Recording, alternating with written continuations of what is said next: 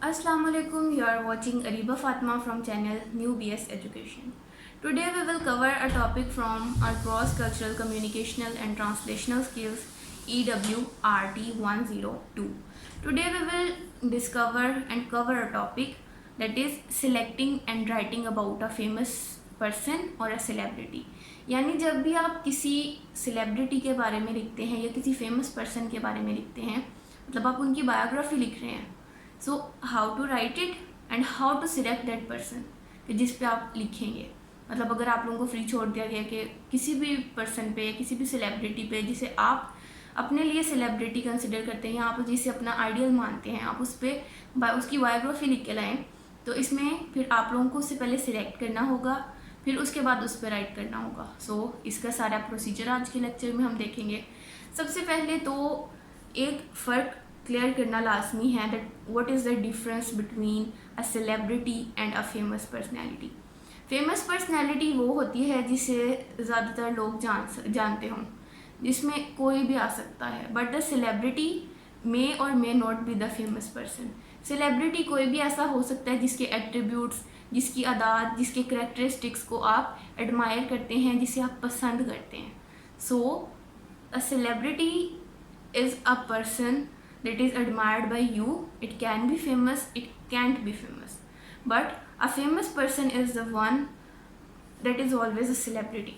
So यहाँ पे अब हम जब सेलिब्रिटी और फेमस पर्सन के दरमियान फ़र्क देख चुके हैं, तो अब हम उसे सिलेक्ट करने पर जाएंगे।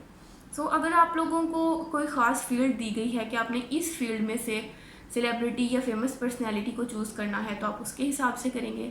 अदरवाइज़ अगर आप लोगों को खुला छोड़ दिया गया है, तो इसमें आपके पेरेंट्स आपके लिए सेलिब्रिटी हो सकते हैं, आपके फैमिली मेम्बर्स में से कोई हो सकता है। It can be your sister, it can be your brother, it can be your cousins, it can be your uncle, aunt, mother, father, anyone. फिर इसी तरह से there can be anyone. You can write a biography of your friend, your best friend और your neighbour और anyone like, मतलब किसी आप अगर रिलीजियस स्कॉलर की लिख सकते हैं, आप किसी पॉलिटिशियन की लिख सकते हैं। You can write about a leader, you can write about a profit, you can write about any one. मतलब अगर आप लोगों को गिवन है तो उस हिसाब से, otherwise any one you like. तो इस तरह से आप उन्हें सेलेक्ट करेंगे। अगर शोबिस से है तो इसमें you can write about Numan Ejaz, Myra Khan, anyone. तो इस तरह से फिर आप सिलेक्ट करने के बाद क्या करेंगे, सबसे पहले सिलेक्शन आ गई। सिलेक्शन का प्रोसीजर मैं आपको बता चुकी हूँ कि आप फिर फील्ड से रिलेटेड जाएंगे। फिर इसके बाद आप क्या करते हैं, आप उनके बारे में फ़र्स्ट हैंड इन्फॉर्मेशन कलेक्ट करते हैं। So what is a first hand information, जो कि आपको बिल्कुल इनिशियल में मिलेगी, जिससे आप एक अपना इनिशियल ड्राफ्ट तैयार करेंगे, एक स्केच बनाएंगे अपने माइंड में, अपने पास एक नोट हल्का सा करेंगे। तो it is called your first hand information. First hand information में आप सबसे पहले तो जो आपको नॉलेज है किसी के बारे में वो लिखेंगे। फिर आप अपने जो साथी हैं उनसे पूछेंगे, जो जिस पर्सन के बारे में लिख रहे हैं उनके साथियों से पूछ सकते हैं, उनके इंटरव्यूज़ देख सकते हैं, और आप इवन जो मतलब वो उस पर्सनैलिटी के इंटरव्यूज़ देख सकते हैं, जो लोगों में उनके लिए रूमर्स हैं उनको आप देख सकते हैं, उनको कंसल्ट कर सकते हैं, उनके इंटरव्यूज़ देखें।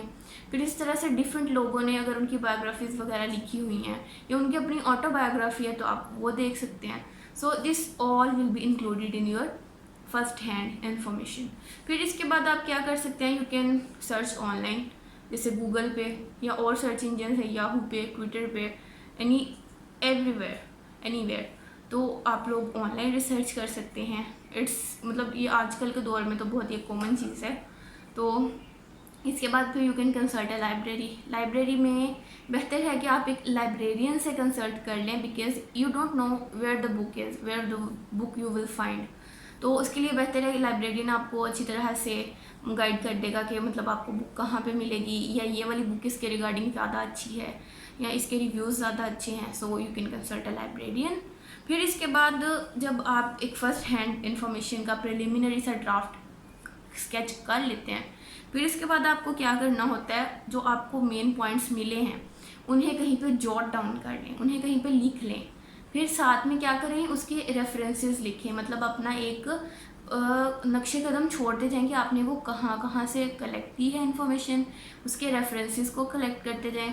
तो यहाँ पे एक तो ये है कि write down your main points, फिर उसके बाद इसके साथ ये भी लाजमी है कि आप अपने जो रेफरेंसेस हैं कि आपने कौन सी बात, कौन सा पॉइंट कहाँ से लिया है, मतलब किसी गूगल वगैरह से लिया है, किसी साइट से लिया है, किसी बुक से आप उसे मतलब कोट कर रहे हैं, या किसी पर्सन ने आपको बताया। सो मेनली यहाँ पे हम देखेंगे कि मतलब अगर आपने कोई बुक से कहीं लाइन ली है या किसी के बायोग्राफी या मतलब किसी खास पर्सन का जो पॉइंट ऑफ व्यू है उसको आप कोट कर सकते हैं। सो इसके लिए आपके पास रेफरेंस होना भी एक अच्छी बात है, लाजमी तो नहीं है बट ये आपकी एक्यूरेसी और प्रिसीजन को बढ़ा देता है।